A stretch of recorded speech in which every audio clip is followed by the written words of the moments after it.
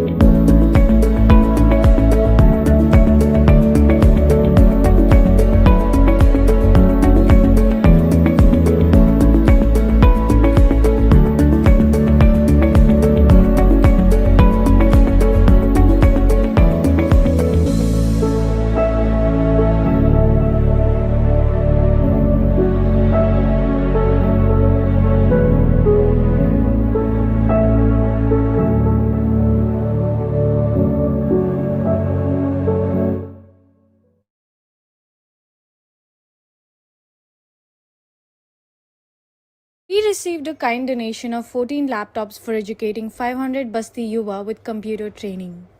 Wishwa thanks the Rotary Midtown Club for connecting PrimeSoft Solutions, CSR to support the Wishwa Yuva Vikas program, a series of free computer training workshops conducted by Wishwa in the slum areas of Hyderabad.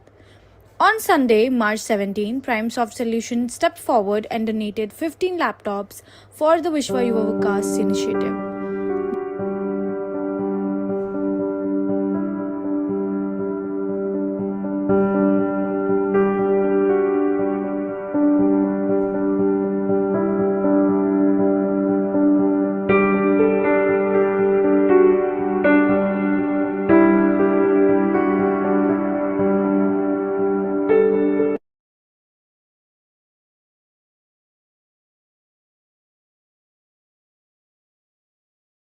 Namaskaram,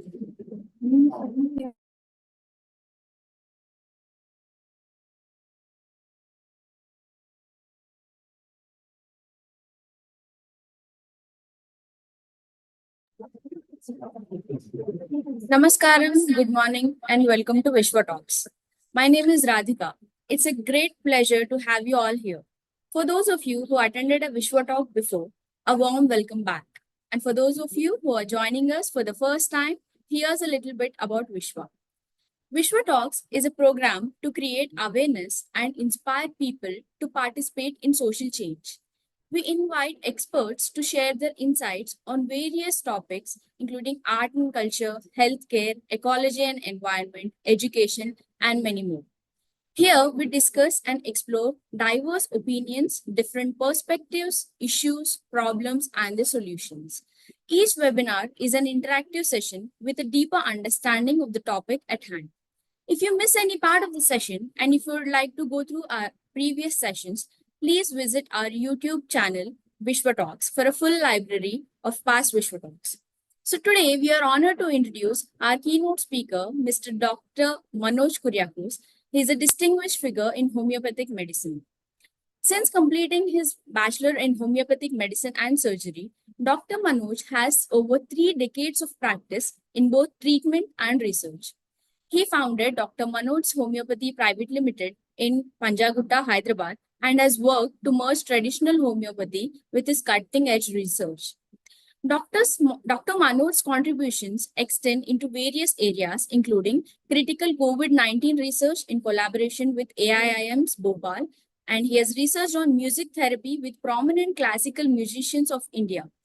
He has done innovative trials on music therapy for ICU patients in AIG hospitals. He is working with people who are coming up with an integrated research university at University of Texas, Dallas. Dr. Manoj is working with Ayush Task Force, New Delhi, to conduct various clinical trials to scientifically validate homeopathy. So before we get started, I would like to inform the audience that our speaker will be taking questions from you after the main talk. So please leave your questions in the chat or use raise hand tool and we will allow you to ask your questions in person. I request everyone to turn on your webcams for an interactive session. So without further ado, let us give a warm welcome to Dr. Manoj and learn more about mental Namas- pandemic.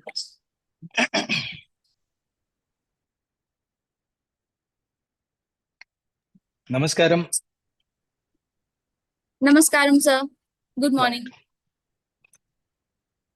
Thank you, Vishwa Talks, for the opportunity that you have given me. And I'm grateful to all of you for investing your time to hear my perspective about the mental disease pandemic. Now, before I go on, I'd like all of you to know that the topic that we have taken up today is a worldwide issue. And everyone in the world is looking for a solution to this. So, whatever I'm going to speak comes from my understanding of the issue, and it is my concept. Some of you may not entirely agree with my concepts, but I guess there's nothing wrong in hearing it out. So let's divide this session into 3 parts. Number 1 would be understanding the problem in hand. Number 2, we will try and understand the reason for the problem. And number 3, let's together find the best possible solution for the problem. So the way we stand as on today, the World Health Organization has predicted that by 2045, there is going to be a mental pandemic. As on today, if you look at the statistics in the US, 1 out of every 3 teenage girls are depressed. They are on prescription medication. The Surgeon General of US has gone on to state that every other person in the US is already feeling lonely. Every other person. I want you to understand this. If you look at the other scenario, you also find that the suicidal rates have hit the peak. Can you imagine that the maximum number of suicides have happened in the young children between the age of 10 and 14? Can you imagine such tender minds taking the decision to end this life and commit suicide? Now, this is the kind of scenario that we have got today. Now, at this juncture, I always ask people, how happy and joyful were you when you were 6 years old? You know, when you're 6 years old, you would be all over the place. You would be so happy. You would be jumping, running. Somebody had to really beat you up and make you sit down. We would be all over the place. We would be so joyful. Now, if you're 66, at 6 years, you were so joyful. If you're 30, you should be 5 times more joyful. If you're 60, you should be 10 times more joyful.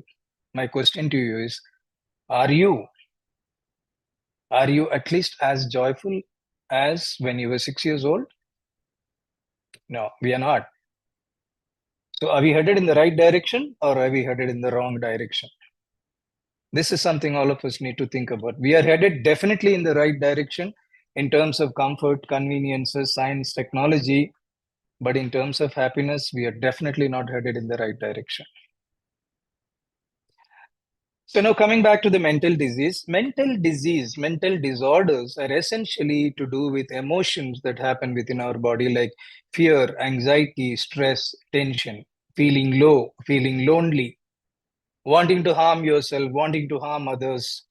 You know, these kind of feelings and emotions are what makes a mental disease. Now, these emotions and feelings that we go through can be fashionably diagnosed by the medical science as depression, bipolar, schizophrenia, split personality, or whatever. There are many terms, many fashionable terms which are given. But whatever is your diagnosis, what you feel is more or less whatever emotions I have mentioned below. FAST is what I normally say: fast, fear, anxiety, stress, and tension. These are mostly what comes under it. The basic thing is that you are not happy and you are not joyful. That is what gave rise to a lot of negative emotions. We need to understand that all the above that happens in our body happens because of an imbalance in the chemicals that happens in the body. Are you aware that the human body is the biggest chemical factory in the world? All our activities like emotion, sleep, anger, happiness, everything is controlled by chemicals. So now when you go to the doctor and you explain to him all that you feel, he will give you a chemical to fix that imbalance and you will feel better. Or you go to a therapist and he will guide and help you to tide over whatever situation that you are going through.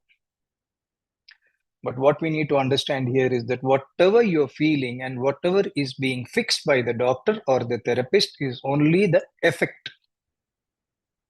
That is why you see most of the psychiatric cases can be only fixed by chemicals, but they cannot be cured. Cure can happen only if you know the cause and fix it, not just the effect.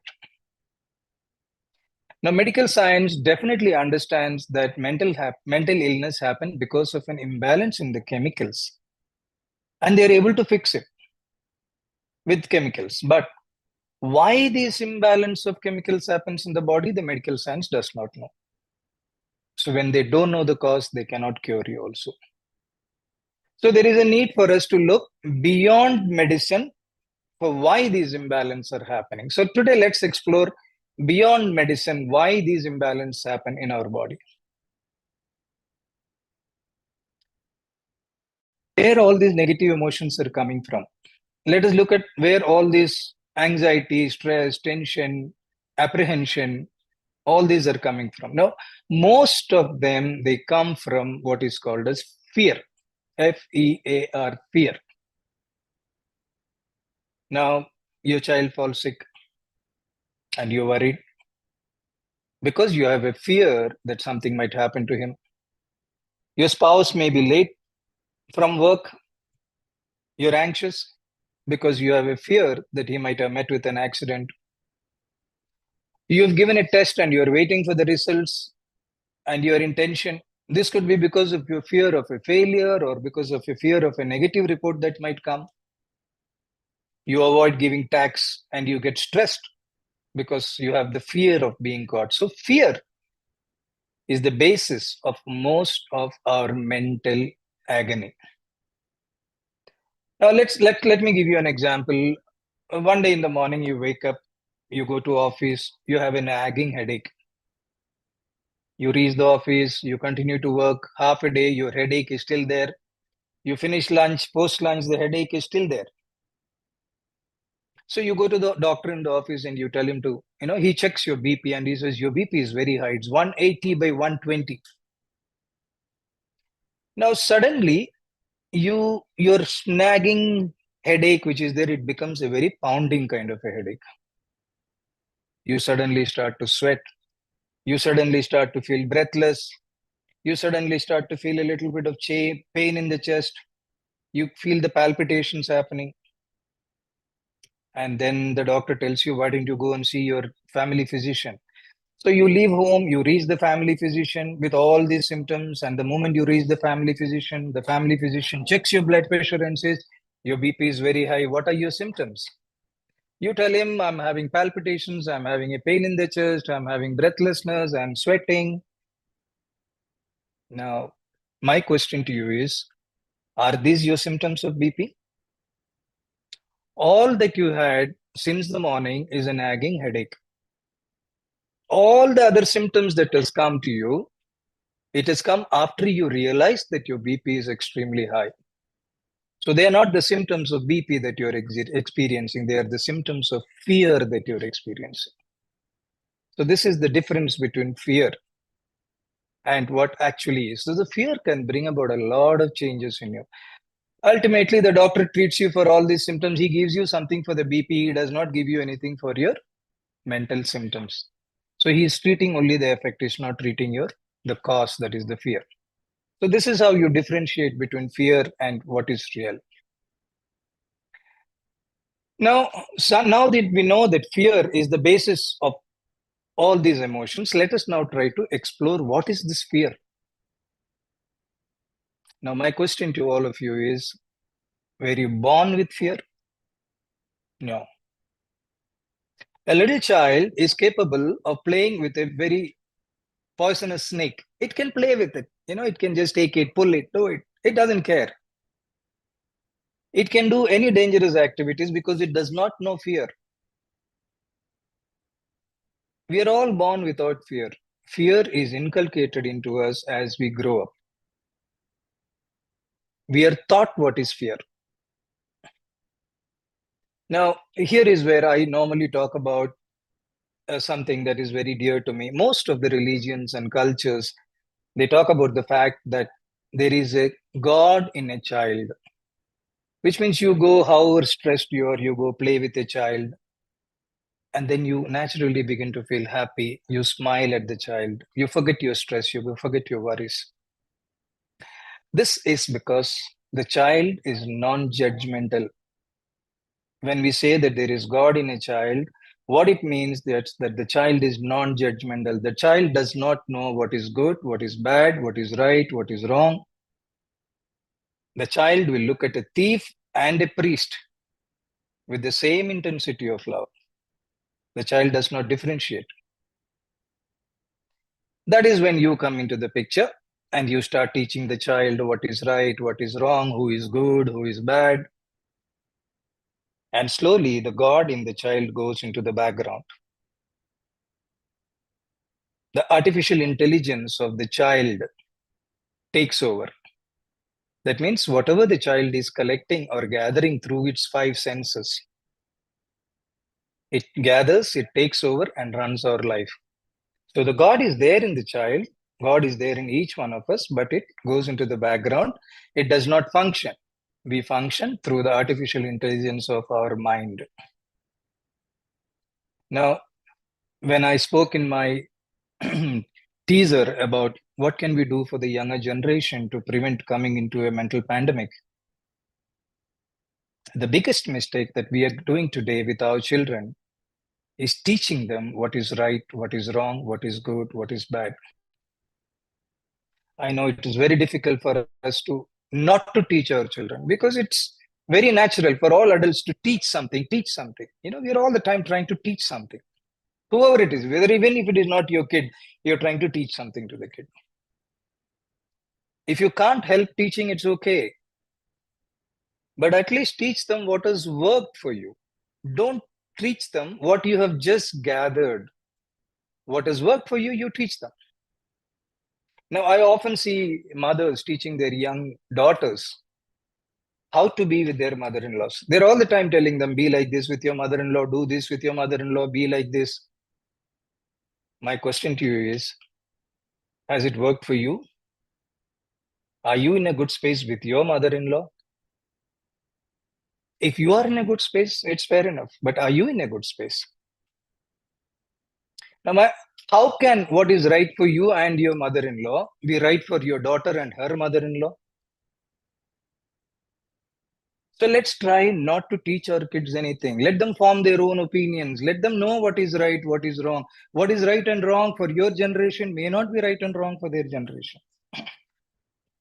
But you're going on teaching them, and their senses are all the time gathering all that we teach. You need to understand that when the mother, father, or the close family teaches them, it goes into the subconsciousness of the child without any filtration. So stop teaching the child. If you stop teaching the child, there will be a lot of changes that can happen. Now, let me give you an example. We have one girl called Neha who is 6 years old in our farm. So one morning, one of our birds died, and the guys were all gathered around to see why the bird died. So in the meantime, Neha walked through and she saw that bird which was there. It was a duck. She used to play with it every day. She went there, pulled the duck out of the cage, pulled the wing here. She spread the leg. She just moved it a little bit here, there for about 2 to 3 minutes. And then she realized that, okay, this thing is not going to move. And then she threw it there and she slowly walked out of there and she went and started to play with the toy.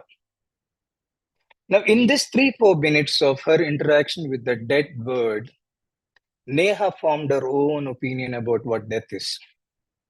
She realized that, okay, it was there yesterday, it is not there today, it is not going to be there tomorrow. So, end of story. But if you're going to teach your child what death is, can you imagine what kind of adjectives you would use?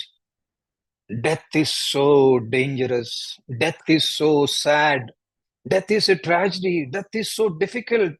You should not even talk about death. So we teach them all that we've heard. Do you know what death is? We don't.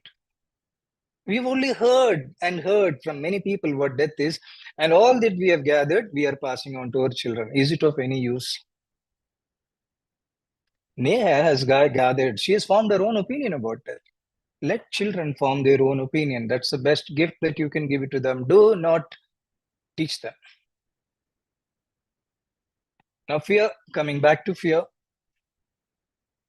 we have to become fully aware that every little fear that we have within us has been gathered through our 5 senses as we grow up through different sources. What we have gathered, we have the power to give up. The awareness that we were not born with fear, but we have gathered these fears and they do not belong to us will go a long way to help and reduce and get rid of these fears. Our intelligence works this way, that when we become aware of something, we lose the fear. Suppose there's a closed door and we don't know what is beyond that door. We are scared. There is fear. But once we open the door and we know what is beyond that, that is awareness, the fear goes away. I want all of you to understand our intelligence works that way. The moment we become aware, the fear slowly fizzles out. The other dimension or the other cause that we need to look at why mental diseases happen is to identify between what is real and what is Maya or illusion. I know all of you have heard about a lot of spiritual people talking about what is this? It is all Maya. There is no you. There is no me. There is no world. There is no this. And you're all confused. Is it real? Is it Maya? So there's a lot of confusion between this statement and the way it is understood. So in order to understand what is Maya or illusion, let us first try to understand what is truth or real. I am a father to my son.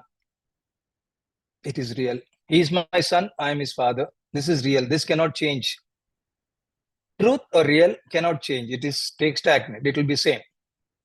The five elements that you see, the earth that you see, the water that you see, the fire that you see, the air that you experience, these are all real. They cannot change. Let me give you a small example. Suppose you love a diamond. Now, your love for the diamond will always be there. It will not turn into a hatred. You might feel less love or more love at some point of time, depending upon how your moods are, but you will never feel like crushing that diamond and destroying it, would you? That is real. What is real is it will not change. It will remain same. Now let's look at what is illusion or Maya. All the relationships that we have in this world is Maya. Now, you fall in love with somebody. You're so much in love that you want to be with that person all the time, to an extent that you cannot live without that person. There's so much of love. Then you carry on in life, then you have a fight. Slowly that love decreases. Then you have another fight. That love changes into a hatred. Look at the way the feelings is changing. Then it becomes into an hatred. Then you have more fights. Then you don't want to stand the sight of each other. You have more fight. You're ready to kill each other. Yes, it is the same person. It is the same man or it's the same woman that you fell in love with. You felt so much of love. Today you want to kill that person. Now this change, if a change happens in a relationship, this is called as Maya. The change happens depending upon what you feel about that person in your head at that point of time. If your feelings can change for the same person at different times, isn't it Maya? If you have the ability or if you're aware as to what is Maya in my life and what is not Maya in my life, then your intelligence will take over and help you to distinguish between both of them. Once you're able to figure out that it is Maya, the fight that I'm having, the uncertainty that I'm having, the tragedy that I'm feeling, everything is Maya, then you know that there is no significance to it. So there is a need for you to understand the difference between Maya and illusion. The next cause of a mental disease is domestic conflicts that happen. So in order to explain to you the domestic conflict, let me take the most basic conflict that happened between a partner. The case of the toilet seat, whether it should be up or whether it should be down. Now, when I talk about a couple today, in today's world, a couple would mean two men, two women, men and a woman. It can be anything. So one of the partner feels that the toilet seat should be down because it is aesthetically appealing. It will not smell. It is the way it is. But the other partner feels that the toilet should be up because it is easier. It is convenient. Anyway, there is water, so no smell will happen. So both of them in their core feel that it should be down, one feels it should be up. Now, the problem is when you try to tell your partner to do it the way you want it to be.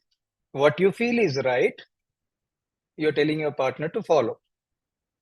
Out of sheer love for you, the partner will follow. But every time he goes to the toilet and he tries to shut it, his core says shutting is not the right thing. The right thing to do would be to leave it open, but he does it against his core belief. Now, we constantly talk about what stress is. Stress is very simply defined as anything that you do on a regular basis against your wish or against what you feel is not the right thing to do. That is stress. So constantly, this is the most basic example that I've given you of a domestic conflict. There are so many things that you want your partner to do it the way you think is the right way to do. That is where the conflict happens. Think about every incident that happens in your house between the couples and see where the friction is. This is when you ask somebody to do it the way you think is right. How can what you think is right be right for the other person? You have your own perspectives, you have your own intelligence, you have your own way of how you are brought up, how you have been, you've been taught about what is right and wrong. So this conflict is something that has to be avoided. The next thing to understand along with this domestic conflict is the difference between masculine and feminine. Let me try and explain to you. Masculine does not mean men. Feminine does not mean female. It is a very wrong concept. I'm not talking about male and female here. I'm talking about masculine features and feminine features. Masculine and feminine are traits that we have, that we are born with. So we all have masculine and femininity within us. It is just the proportion that is different. We need to understand this. So if you are mostly a masculine personality, your core would only think about what is right and what is wrong, what is useful, what is right and what is useful, or what is useful. In short, the masculine will only look at what is useful. The feminine always looks at everything with compassion, with love, with sensitiveness. So you're able to differentiate, you're able to identify men with more feminine features. If you look at some of them, they take care of the house so beautifully, they are so sensitive, they take care of the kids, they cook. Or you look at a female who has got more masculine features, she's more a provider for the house. She's more aggressive in the relationship. So it is very important. You can Google and find out masculine features, feminine features. It is very important for all of us to know what it is so that we are able to identify our partner's traits. We know, okay, he's behaving such a way because he's got more of masculinity in him, more of femininity in him. It is very important. So when we become aware of the basic nature of our spouse, that awareness will take away a lot of domestic conflicts. At this point, I must also talk about women. Women are very, very kind people. But unfortunately, they are kind to everybody else in the world, but unfortunately, they are not kind to themselves. Right from the childhood, they work for their siblings or their parent, then they get married, then it is the husband, the children, the mother-in-law, the father-in-law, then the grandchildren. By the time they turn 40, 50, they turn back and see, what have I done for myself? And that is when they realize that they have not done anything for themselves. And then they get destroyed. So a woman has to prioritize herself right in the beginning of her life. Right from the childhood, you should teach your child to be, you prioritize yourself. If you are fine, you can take care of others. If you're happy, you can keep others happy. It is very important to prioritize yourself, particularly women. And during the menopause time, there is a surge of those hormones that happen, a lot of mood swings happen, and it makes it worse for them. So to be prepared right from childhood, prioritize yourself. I will spend 45 minutes of my 24 hours doing things that I like. I'll take long showers. I'll listen to music and take a shower. Wouldn't you like that me time in the shower? A 45 minutes, a half an hour of me time? Away from your husband, away from your children, away from your in-laws. So create such atmosphere for you where you can spend time on yourself. Now, the next thing, one of the next cause that is important for mental diseases is love languages. Now, what is a love language? Each of us express our love through a language. All of us, we express it differently. Now, there are some who express their love vocally. I love you. They keep on saying, I love you. I love you. Some of them are not capable of saying I love you. They don't say I love you. There are those who express their love through their cooking. There are those who express their love by taking care of your parents, your near and dear ones. Taking care, doing service, an act of service is their way of expressing their love. There are some who give gifts and express their love. There are some who like to receive gifts and express their, acknowledge the love. There are some who are very physical and express their love, some who are just not physical. One has to be aware of what is the love language of your spouse, of your child, of people around you to understand what they feel for you. If you're somebody who will keep on saying, I love you, if your spouse doesn't say, I love you, but she cooks for you, she takes care of your parents, she takes care of your near and dear ones, she buys gifts for you, but she doesn't say, I love you the way you would like to express, it doesn't mean she loves you. It is just that her language of love is different. So it is very important to understand. You just need to spend one day thinking about the action that the spouse would do, and you would be very easily, you will understand what is her love language or his love language. So understanding the love language, becoming aware of what the love language is, was utmost important. Another cause to mental suffering is reaction and responses. All our reactions are conditioned reactions.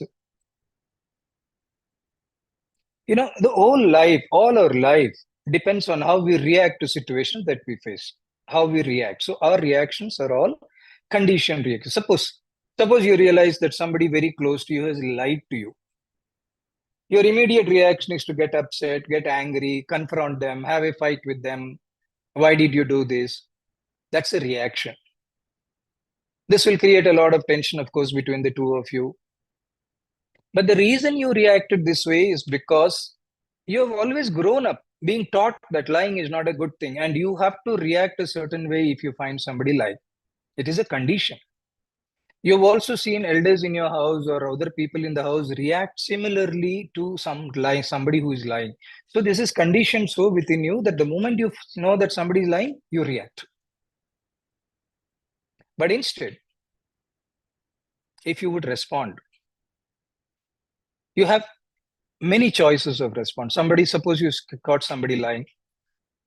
You can in your mind say the person lied because they were helpless. They had no choice but to lie. Or you know that they lied and you tell them, I know you lied. There is no need for you to lie, and diffuse the situation. You could even tell them, I know you have lied. Please do not lie from next time onwards. Or you know that he has lied and you don't care about it. You don't even tell him that you lied. You know you have lied and you just be cautious about it. You have various choices. This is just an example. Every reaction that you have, every situation that comes in front of you comes with a varied number of choices. It is just that you don't pause to take the choice. You only react according to the conditioned reflex. Every time if you were to create a distance between between the stimuli that comes and your reaction and convert it into a response, many situations in life can be avoided. Many unpleasant situations can be avoided. So never react, always respond. Now, I've been doing research for the last three and a half years with AIMs or with institutions or with spiritual leaders. And we have realized that, any chronic problem that happens, including the mental disease, where the cause is not known by the medical science, one of the only cause is your emotional conflicts. I've spoken this in my last talk, but I will repeat it for those who are not there. You see, we are going through pleasant and unpleasant emotions all our lives, right from childhood, right from when we are in our mother's womb, we are capable of experiencing unpleasantness. Now, suppose I ask you to remember an unpleasant event that happened about 15 years back. You are able to remember it because that is your memory. But apart from remembering it, you also feel the emotion that happened at that point of time.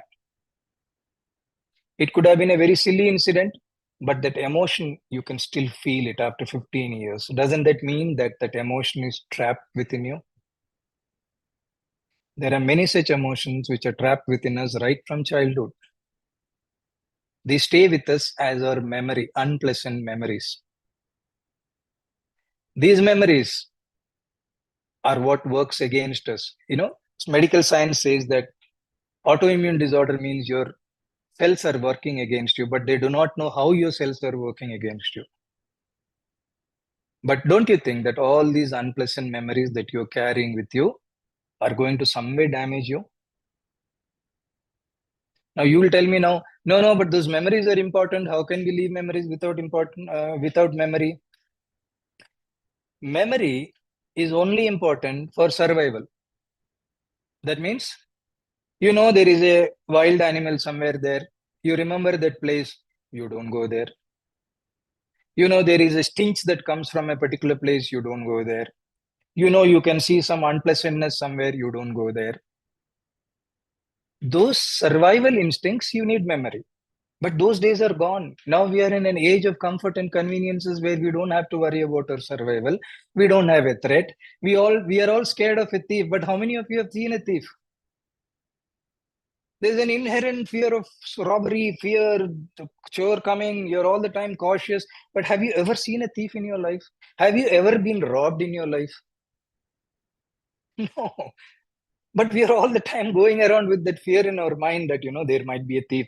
Thieves are gone. Nowadays, they'll drive a Uber and they'll get that kind of a money. So they don't chance the risk of robbing you and going into jail and getting all the third degree. But those fears are within our memory. What use are these memories? All these unpleasant memories that we carry with us will only cause diseases within us. So there is a need to untrap these emotions or let go of these memories which are in us. We also call these memories as baggage of emotions that one carries, or we call them at karma. Karma is all those unpleasant memories that are stored within our body, and if you don't get rid of them in this life, there is a chance that you will take it into your next life also. Would you want to take it? Because if you take it to your next life, you'll again be born with the same kind of situation, the same tragedy, the same situation, the same sadness, the same challenges. Would you rather let go of it right now and start fresh? So there is a way to remove these karmas or these memories within you, which are there consciously and subconsciously also. So I made a 1 hour progressive meditative video, which is available on the website. You can go on to www.drmanoj.com. I'm sure Radhika will share my website address with you. And you can go on to that and you can experience it yourself. It's a self-guided thing. You can go on to that and you explore it. It's a very intense process. It is an exploration that you have to do. I'm merely providing you a tool to do it. So get rid of all those unpleasant memories that you're carrying. It is very, very important to get rid of them. Now, another dimension that you need to look at is our memory and our imagination. Now, human beings are the only ones who are blessed with a wonderful memory and a great sense of imagination. Animals also have memory, but elephant particularly has a great memory. But we have different types of memories. We have an elemental memory, a karmic memory.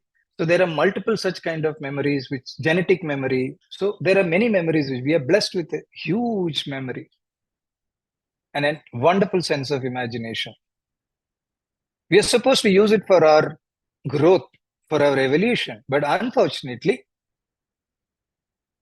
we use our memory and imagination to suffer. We suffer what happened 10 years back because that memory, we still suffer what happened 10 years back. We imagine something is going to happen tomorrow and we suffer that today. So we are using it to suffer. Now, we suffer so much because of our memory and imagination. If we are educated, we suffer. If we are uneducated, we suffer. If we have money, we suffer. We don't have money, we suffer. We have children, we suffer. We don't have children, we suffer. We are married, we suffer. We are not married, we suffer. So we have made suffering a part of our life, unfortunately, instead of using our memory and imagination. All these unpleasant memories should go away. We should not be suffering our past. Can you do anything about what happened in the past? You can't. Can you do anything about what happened an hour ago? You can't. But we suffer because we choose to keep this memory within us. Now, the imagination for tomorrow, we imagine various things. Suppose we have a cancer. It could be a simple cancer, but we imagine that we imagine the worst and we suffer right from today. Before we reach there, we start to suffer. But our imaginations are supposed to be used to manifest good things in us. You imagine something good happening to you, it will happen. You imagine you becoming rich, it will happen. You imagine you being healthy, it will happen. You imagine giving birth to a child, it will happen. We are given the imagination to manifest it in our lives, but we don't use it, and we are unfortunately suffering our memory and intelligence. Do you all realize that every human experience that happened to us happens from within us? If you're joyful, where does it happen? Within us. If you're ecstatic, within us. If you're sad, within us. If you're angry, it is coming from within. Every emotion that we feel happens from within us. There is not a single emotion. In fact, there is not a single experience of life that happens from outside us. There could be triggers that happen from outside, but everything that happens within us. Let me give you an example. Now let's say I see Radhika one day and I tell her, "What is this, Radhika? You put on so much of weight, you're looking fat." And then I walk away. Now Radhika will go and say, "Why did Dr. Manoj tell me that I'm putting on weight? Maybe I put on." She goes, looks at, maybe he didn't like the dress. Maybe it is because he has something else against me. Maybe he wanted to insult me. So she's forming a movie in her head. Now this movie goes on and on and on for days and days, and she suffers. She will look at multiple reasons why I would have said that to her. And she will suffer for about a week or 10 days time. Then she sees me again and she asks me, "So why did you say like that?" I said, "Did I say that to you?" I said, "I didn't mean you. I was talking about somebody else." In my mind, there was nothing. But can you imagine the trauma that she went through in the last 1 week, 10 days? This is what I call as a movie that is going on in the head. Each of us are directing our own movies in our head. Every day we change the part, we change the suffering. We are capable of imagining the worst. So this movie that is happening within our head has to stop. If all human experiences like happiness, sadness, everything is happening from within you, who should have the control on it? You. Once you become aware that everything that is happening within me, and I am the one to take control of it, that awareness itself will help you to a large extent to avoid mental diseases. Health is purely our responsibility alone and no one else's responsibility. It has been beautifully ingrained in our culture as to how to take care of our health, how much to eat, how much to sleep, how much to exercise. All of these our grandmothers knew. Unfortunately, the last generation, due to Western influence, has lost its way, and we are paying a heavy price for it. So I've given you various reasons as to why we go through mental diseases. I can give you few solutions also about it. One of them is balancing the 5 elements. I've done a detailed video on 5 elements, how to balance the 5 elements. It is called as Pancha Bhutalu in Telugu or Pancha Tattva in Hindi. We are all a part of these 5 elements.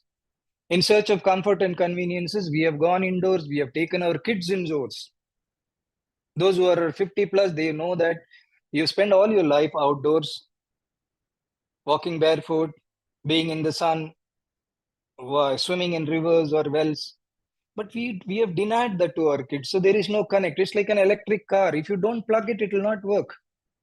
Our body will work, but it will not work to its potential if you don't plug it. So there is a need to connect with the 5 elements. It's the most important thing, more than medication. So balancing the 5 elements. I have a video on my website.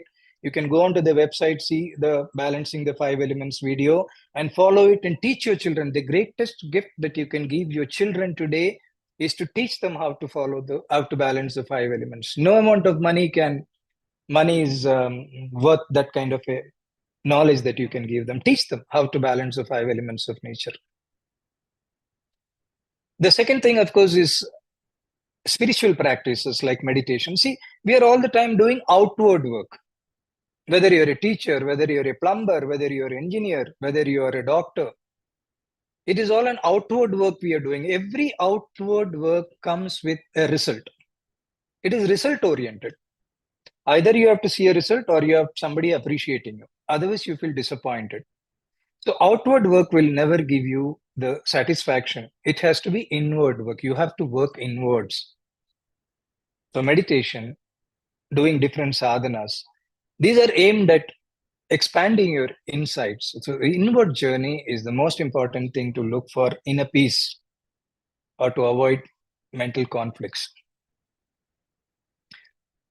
Now, these are the last thing, because I'm a homeopathic doctor, I must express to you what homeopathy can do. Homeopathic medicines basically work on the emotions. Homeopathic medicines are nothing but energy vibrations which are sourced from plants, minerals, etc. These are energy vibrations which are increased to the level of human being. Once it is introduced into the human body, it goes and touches the target organs. So homeopathic medicines have beautiful medicines for restlessness, anxiety, stress, tension, fears, suicidal tendencies, maniacs, OCDs. There are many, many, many. These are not chemicals.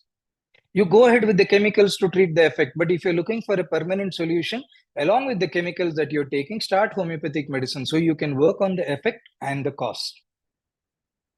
Mental diseases can only be treated using treating both the cause and the effect. So take both of them together. It'll go a long way in helping you. Now, the last thing that I'd like to tell you is something about healing. You see, if you remember, when the child falls down and gets hurt, he goes on crying, he doesn't stop crying. But if the mother or the father goes and picks him up and puts him in your lap, he will stop crying. Why does that happen? This happens essentially because the child is born from your energy. The child shares your energy. So the moment you pick up the child and intent, oh, you will be fine, the child gets healed. So we all have this healing ability within each of us. If you look at a dog when it falls sick, it'll just go lie down in a corner for a day or two. It'll heal itself and come back. We have evolved from animals, so we all have that power to heal. I want all of you to understand that you have the power to heal yourself, and you also have the power to heal the energies that are born from you, or you share an energy with them. So when you feel very down, when you feel very low, give yourself healing. Keep your hand on your chest and reverberate. Make a sound, making a sound like feel the vibration of that sound in your heart, in your chest, and heal you. There cannot be a better healer than you, because healing is all about an intent. So there is a video that I made on healing also. Please go through it in the website. So we have to heal ourselves. We have to heal our children.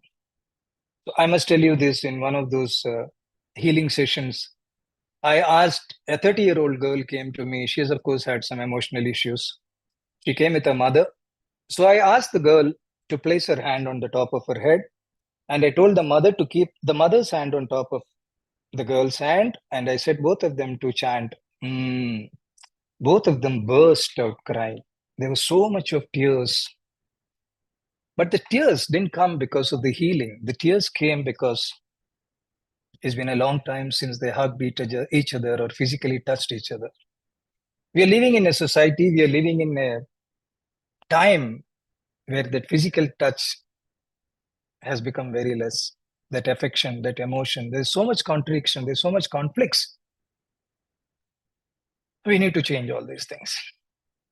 So with this, I will stop, and I'm good to take questions and anything else. Thank you so much.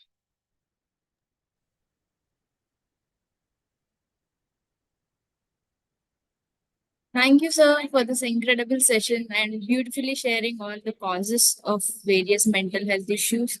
And you have given us insights on meditations, different activities to do to overcome them. And without further ado, I request our founder, Ms. Srivani Mullapudi, to initiate the question and answer session. Over to you, ma'am. Namaskaram Mandi, Manoj garu. I've heard your name for many years, but I didn't know you were so young. And my sister all the time comes and gives me the tablets whenever I get a cold, or the homeo tablets from you. And I get to meet you. And I must thank you. Sorry, I didn't start my video. I must thank you. It's a very apt topic for today's age, to talk about the mental pandemic, to talk about the reality of it, to give the space, especially to us Indians around who are participating, to accept that this is the reality of today's life, and to say, yes, you can address that issue. Not only can you address the issue, you have shown us pathways to address this issue. I'm sure there must be at least one person in this whole group who's taking value out of this. And that makes all the difference. If you could have avoided one suicide, Absolutely. that makes all the difference. I want to thank all the participants. Every week we see so many of you coming, engaging, trusting WishwaTalks. When we do WishwaTalks, we're not trying to get an Amitabh Bachchan to talk to us. We're trying to get people who are around us, humans who are passionate about their lives, who are talking about their journey, what they've experienced, to share with each of you, to share with each other. Thank you so much to the Vishwa team for every week being committed in providing this space, each of you with the right intention, contributing to society.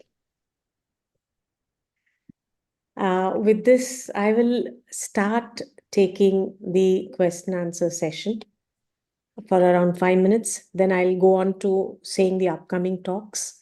After that, we will close the talk. But for those of you who are interested in continuing with the question and answer session, can continue. One of the things, sir, which is not being addressed in our society is the hormonal changes that come at the time of puberty and at the time of menopausal issue. Could you advise us on how to address these issues? So when I spoke about women, this is exactly what I meant, because women particularly have these issues coming up during puberty and also during menopause, more so during menopause. Puberty, of course, it is under a controlled environment. The mother is there to protect, to take care, though there will be a conflict between the mother and the daughter that happens at that point of time. But menopause is the most unfortunate time, because she has to deal with so many issues during that time. She has to deal with her in-laws who are aging and husband who is becoming, well, I won't use those words, but there are difficult situations all around her, and that is the time when she looks back and says, what the hell is happening to me? What am I doing? What have I done with my life? Where have I ended it? So it's a very difficult situation for her. So the best thing to avoid is not to get into that situation. If you don't want it to get into that situation, right from childhood, teach your child to prioritize an hour in 24 hours for her own self-development, for internal activity. Hormones will anyway change during puberty and during menopause, but how you react to that change will depend upon how you are brought up. If you're brought up in the right way, if you spend this hour balancing the 5 elements, trying to internalize, doing your meditation, you will not react the way everybody is reacting. It is not possible. It also depends upon the mother. How much can you help your child? How much of a friend can be to your can you to be your mother, if to your child. See, the problem is there is a generation gap, particularly right now in today's world, the generation gap is very vast. At some point of time, the generation gap used to be between the father and the son or the grandfather. But right now, every 4 or 5 years, there is a generation gap. So the mother is not able to identify with the daughter. Most mothers, they come to me and tell me, my daughter, she sleeps at 3 a.m., she wakes up at 8 a.m., and then she rushes to. Why can't she sleep at 9 o'clock? So age that I was born in, we had to sleep at 9 o'clock or 10 o'clock. But today's world, everybody is up till 2 o'clock, 3 o'clock. How can you ask your child, when all her friends are staying awake, how can you ask your child to sleep at 9 o'clock? You have to modify, you have to change certain things about you. Don't be rigid about certain rules and all that. Okay, you sleep at 3, you make sure that you get about 6 hours of sleep and do your duties next day in the morning. I'm fine with it. But the mother is very particular because the grandfather is seeing that the child is seeing at 3 o'clock. The grandfather will tell the mother, your child is not sleeping at 3 o'clock. The mother, though she believes it is okay, she'll go and tell the child. It's very complicated. So I think we have to have an open mind to the next generation that we are dealing with. Let them do, let them learn, let them fall, they will rise again. The only way to rise again is if you fall. Let them experience. Don't put your ideas into them. Let them form their own opinions and let them live their life. I hope a little bit of it. We can talk for hours together on this, but I'm sure there are many more questions that is there. But prioritizing yourself, at least now, those of you who are in their 40s and 50s, 45 minutes in a day, prioritize your rule. I'm asking you this. Wouldn't you have loved to have a half an hour shower? Put on the music, half an hour all to yourself, without your husband, without your child, without anybody interfering. Wouldn't you have loved it? But you can't do it today because you never did it. Today, if you start doing it, they'll think you're mad. So start doing these kind of things. Plan your future. That's very important. Yeah. So I'll talk now a little bit about the upcoming talks. The next talk is water scarcity in urban cities. Speaker is Anil S. Kumar, environmental evangelist, millet adoption coach. The organization is Rotary and Isha Foundation, April 6th, 2024, 11 a.m. With this, we close the session and we will continue with our question and answer session. Please unmute yourself.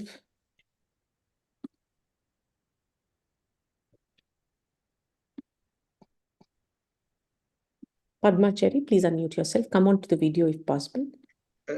Now my question. Oh, yeah, sure. Yes. Yeah? Yes, sure. Okay, here is Shmuel.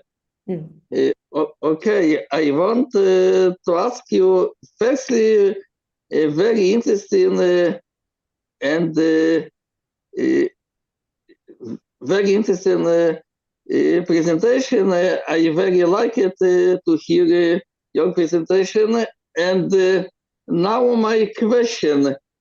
I want to ask you how social and economic well-being can support effective confronting, effective fighting with mental pandemic.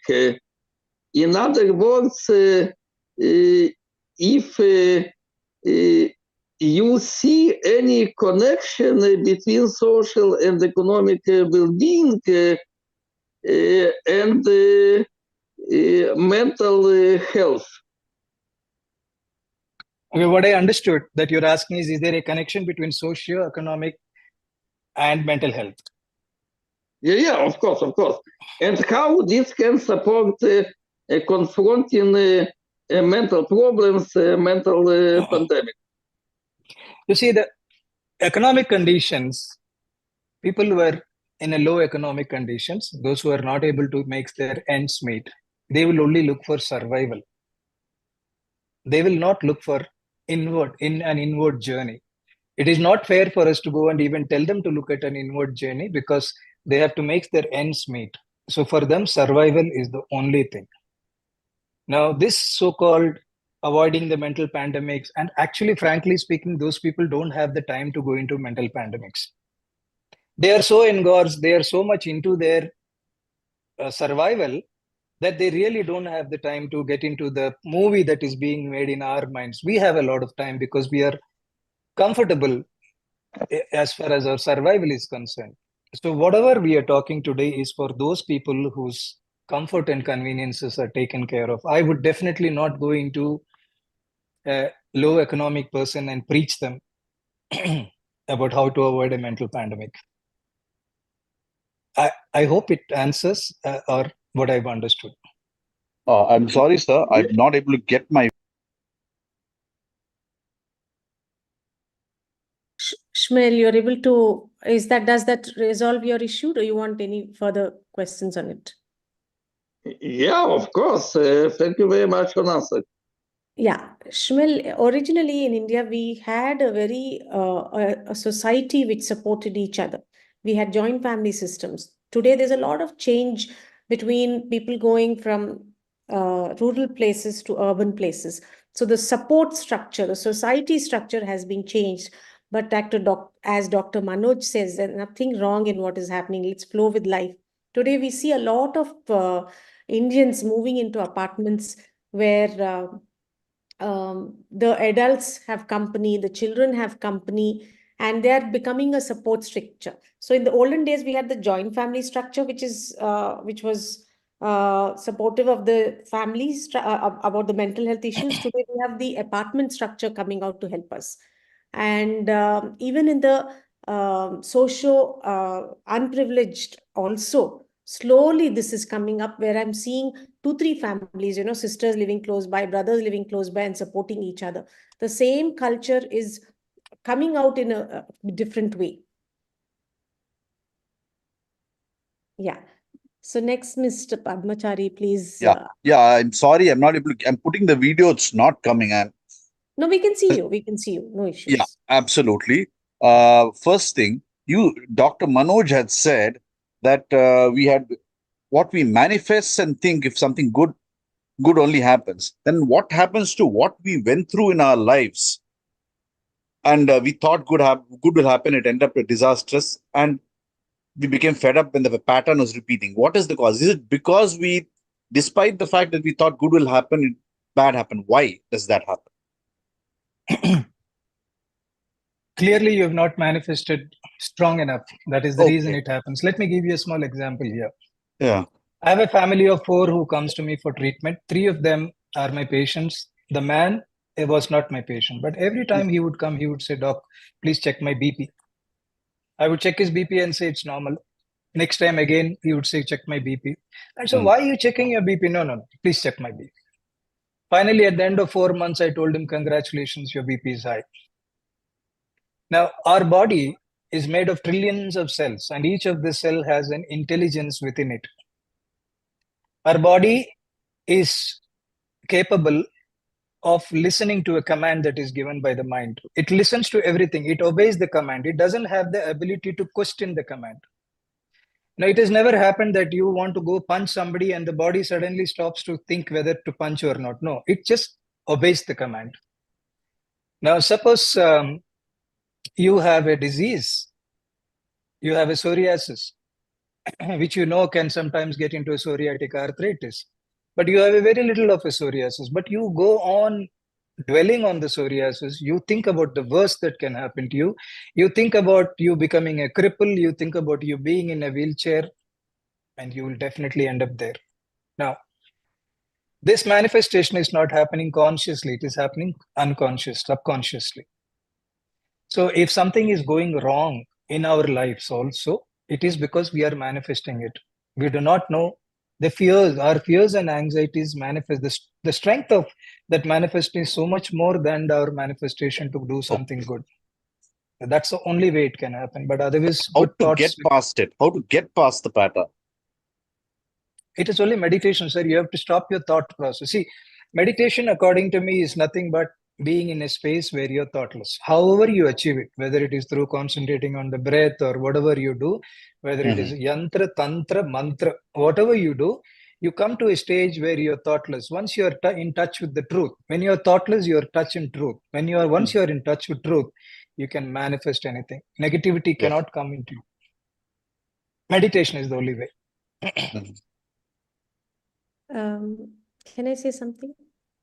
Yeah. Padmachari, may I Yeah. say something? Yeah. Yeah. So your question was about your past. Yeah.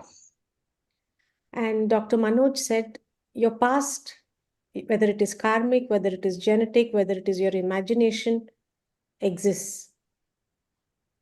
What he says is how you respond to it is in your hands. Okay. If you want to continue to suffer, you will No. continue to suffer. Absolutely. And the only way is to become aware of it, either through meditation, is what he's saying. Just to be aware, just to be present to it. I mean, I'm just repeating what Dr. Manoj has said. He's just saying, be present to it. Be present that your past is impacting you. Don't react to it, respond to it. Okay. Suppose the feeling comes, just hold it there. Let the thing pass, you mean to say. Yes. Why didn't you try getting it out of the root? Why didn't you do that untrap emotion audio, which is an hour-long audio? Where is Go it? visit it's there on the website, drmanoj.com. Visit the unpleasantness that happened in your life. Yeah. Now, when you revisit it, you are visiting it like you're watching a movie. When you watch a Exactly. movie, you know what is the intention of every character in the movie. Yes. So when you revisit it, you will be able to understand their perspectives. Once you understand everybody's perspective in that particular incident, the hurt will go down. You will know that, okay, maybe it was meant to be this way. You can release them. Try that. I think that will be a lot useful to you. Unpleasantness, the thing, right? Yeah. The video, unpleasant. What was the video, sir? Can you repeat it? The video you untrapped emotions. It's called as trapped emotions. Yeah, it's called trapped emotions. It's available on drmanoj.com. You see, everything negative that happens in our mind comes from an unpleasantness that happened either because of what you did or because of what somebody else did. Yes. At that point of time, whatever you did because it was the right thing to do. Whether it came out of anger, frustration, jealousy, whatever is the emotion, but you thought that was the right thing to do. So you forgive yourself because you did the right thing. Similarly, what somebody else has done to you, also from their perspective, they have done it from a right thing to do. So there's no right and wrong here. It is how you took it. My parents, I must tell you this, my parents left me when I was 4 years old with my grandparents because they had to go to work. Out of the 4 siblings, I thought that they had abandoned me. So I used to sit in the veranda and cry for my dad every day. I grew up with a sense of abandonment. They didn't abandon me. But in my mind, I thought they abandoned me. And I grew up with a sense of abandonment. So it's our perspective.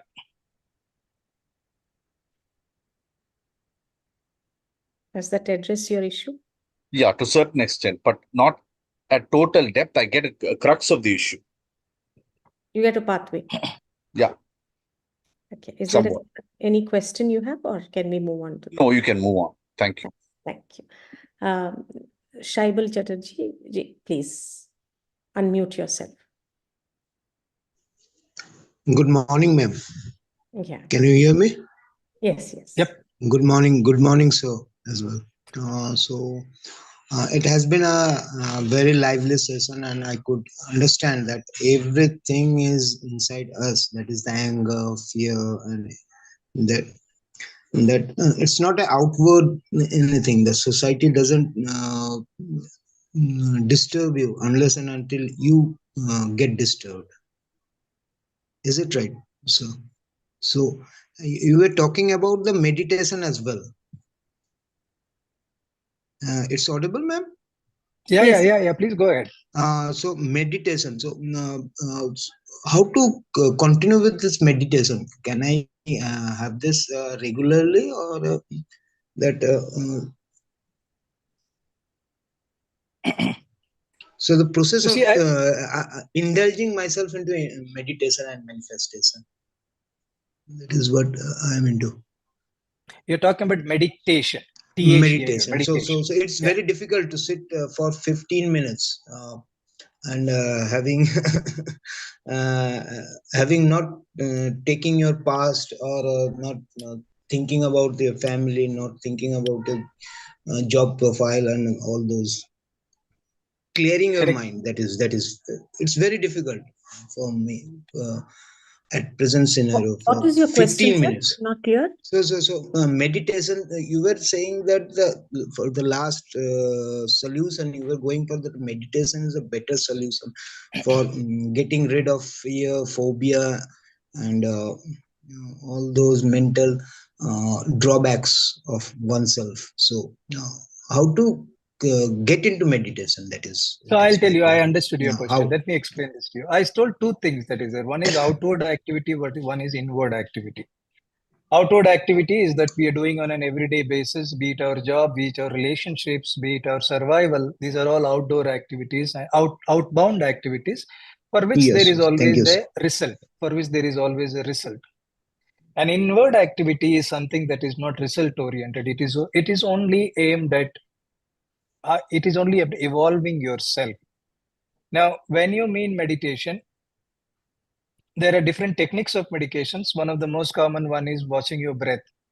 When you focus on your breath, don't try to breathe heavy, don't try to breathe deep, don't try to do anything with your breath. Let the breath happen naturally. You just see how you're breathing. That's all. Focus on how you're inhaling, how you're exhaling. If your focus is on your inhale and exhale, you will not get any thoughts. If you're getting your thoughts, that means your focus is shifted from your breath. Bring your thought back into your breath. So suddenly you might feel the fan is on, I don't want it on. You look at it, focus, get your breath back. Suddenly you will remember you left somebody standing outside. Suddenly you will remember that you have to say something to somebody. It will keep happening. Keep on pushing them aside and keep getting your focus back on your breath. That is the only way. So you start doing it for 2 minutes, 3 minutes, 5 minutes. It can go on for Gradually, I hours. can increase, sir. It has to be. Our yogis have done it for thousands of years. When they mean thousands of years, it doesn't mean that they do thousands of years in one lifetime. It means that they have continued to be a yogi from one life to the other to the other. It is an ongoing process, and that's the only way. You have to keep increasing it. Sir, then I can do partly this relaxation process. That is a meditation. What you told that breathing process, taking hold of the breath. So this process can continue for number of times. So if I It is not go taking. for It is 5 not minutes taking for control. 4 times, Yeah, it is can not it taking be? control of your breath. Don't take control of your breath. You Okay, let your okay, breath okay. happen. You become Okay, aware fine, of fine, your breath. fine, You fine. can do it Awareness. number of times in a day. You can do it through the day also. Fine, sir. For You can do short it through period the of day time. also. For short period Anytime. of time. Okay, thanks. Absolutely. Nice of it, sir. Thank you. Our Thank you, next, sir. Nick, one question we had is you've said something called FAST: fear, anxiety, stress, Stress and and tension. Oh, tension. yeah, Could you yeah. distinguish uh, tension and anxiety, please? Yeah, it's a little it's more technical. I don't think we should get into the technical part of it, but the basis of all these things are fear. See, if you did not have fear, you just think about it. Would you be anxious? Would you be restless? All these emotions come from fear. If we didn't have a fear, we will not have any of this. So I don't think I can academically or technically tell you the difference. That'll have to. I don't know. I don't think I'll be able to distinguish that right now. Okay. Now, next But the question. basis of all this is fear. Got. Our next question is from Mr. Anu.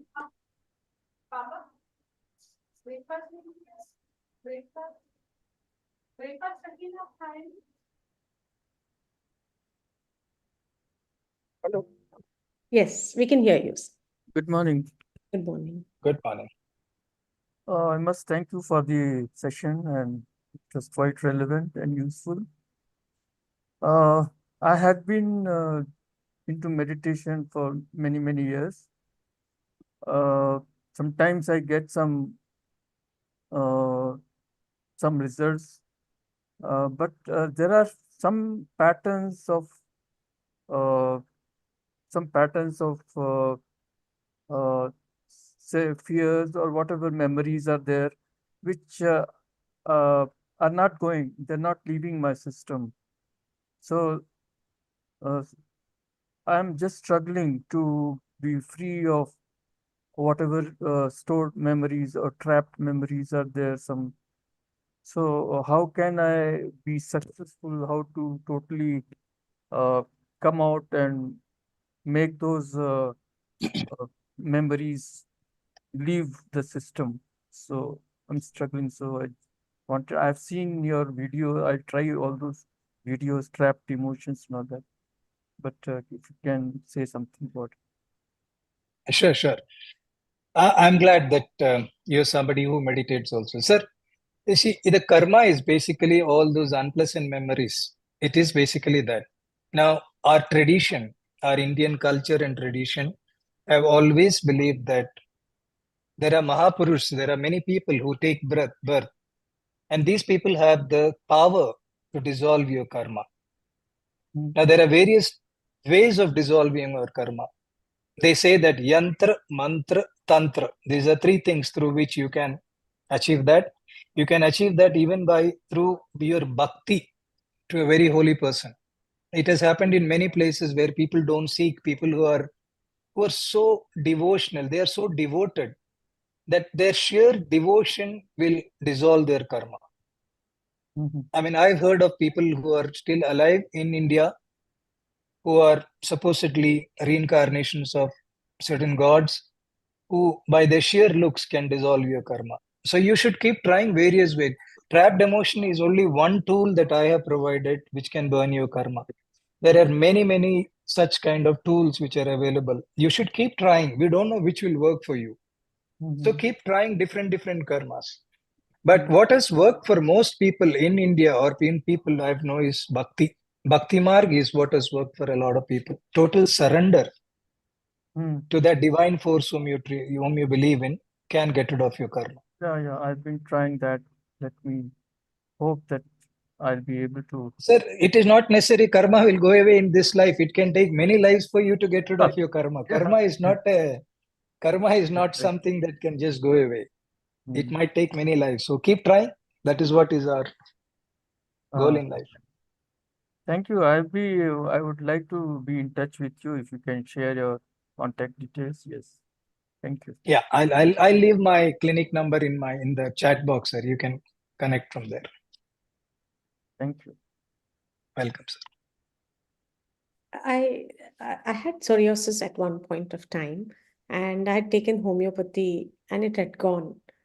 Psoriasis is a skin disease. It must be some untrapped emotions coming out. Do you have any? Could you advise? Could you talk about it?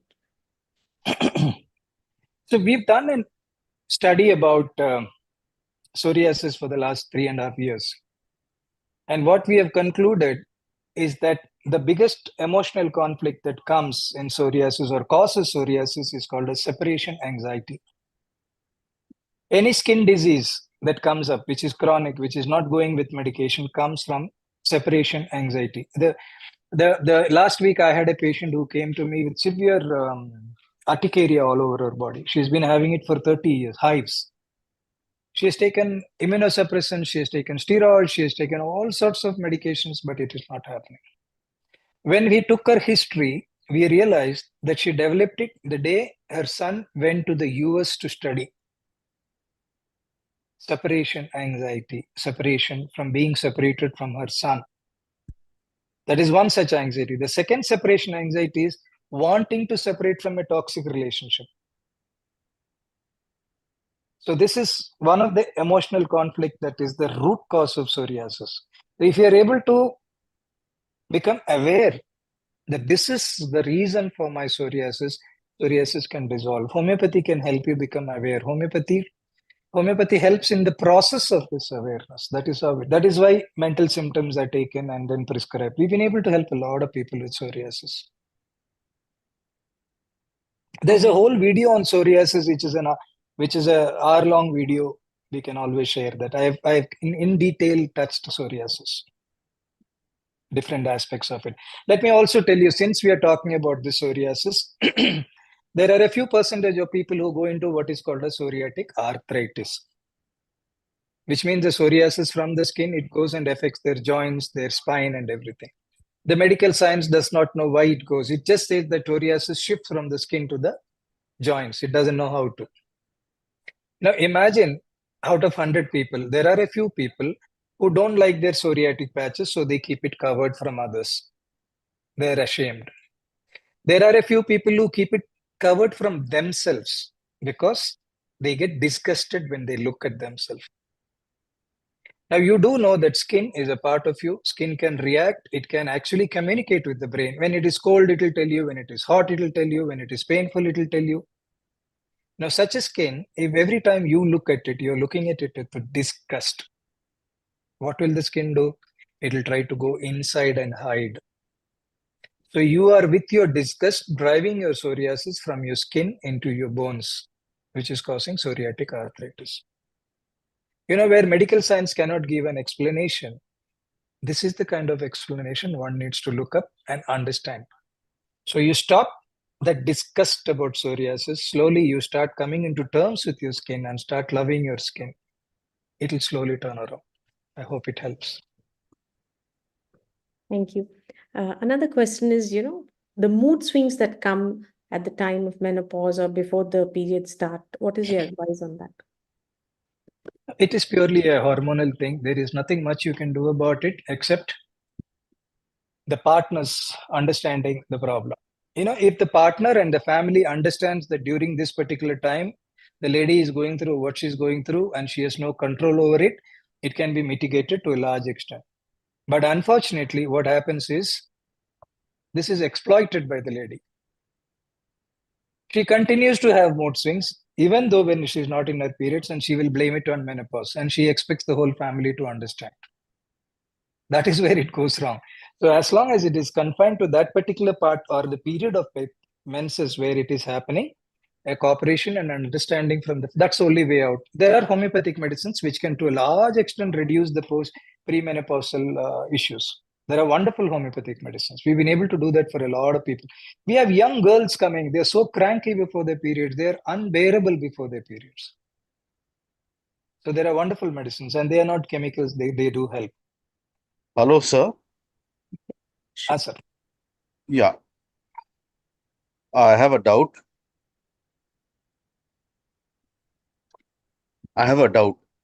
Please I go have a ahead. doubt. Yeah. What is, when you say allergic rhinitis, me and my mother both have allergic rhinitis consistently, which is not going. What is the reason behind it? So allergic rhinitis is a hereditary problem. It runs in the family. Yeah. It always runs in the family. Now, when you take an anti-allergen, it will go away.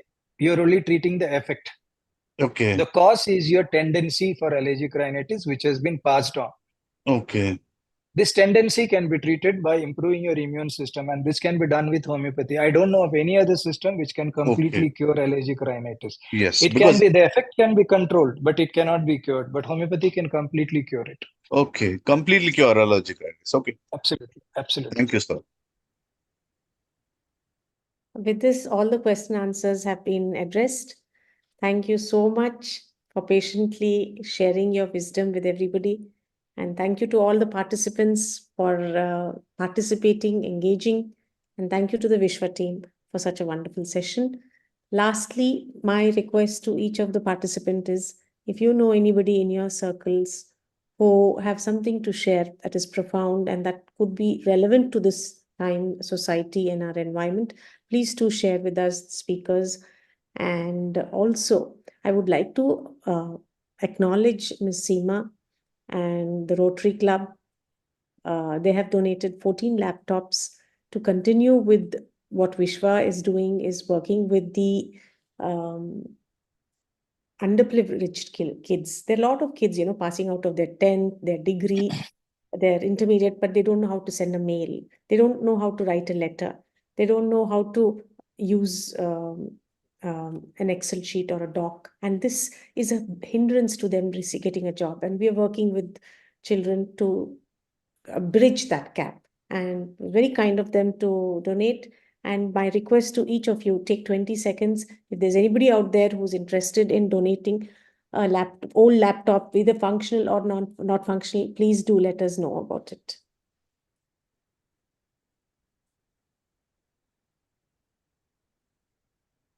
Thank you.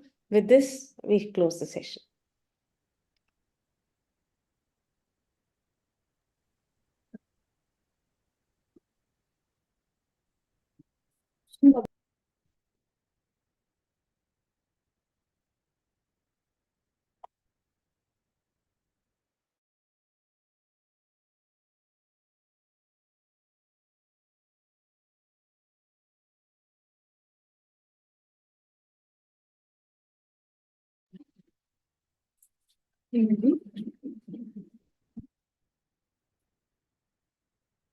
So I would like to thank WishwaTalks, and please take a moment to subscribe to WishwaTalks to get alerts on new talks, events, and access to Wishwa community.